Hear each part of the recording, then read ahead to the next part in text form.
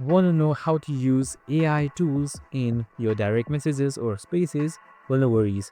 In this video, I'm going to show you an easy step-by-step guide on how you can do it. So it's super simple and under a minute, so let's get right into it.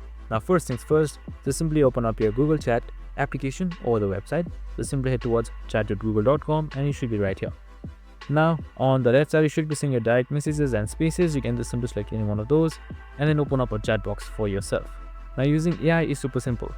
What you can do is you can just simply select this plus icon that should be right beside your text box, and here you should be seeing your tools. So as you scroll down, you should be seeing AI accounts. So right here you should be seeing /AI. You can just simply select that. Now you can just simply type in Gemini or ChatGPT and just simply select hello.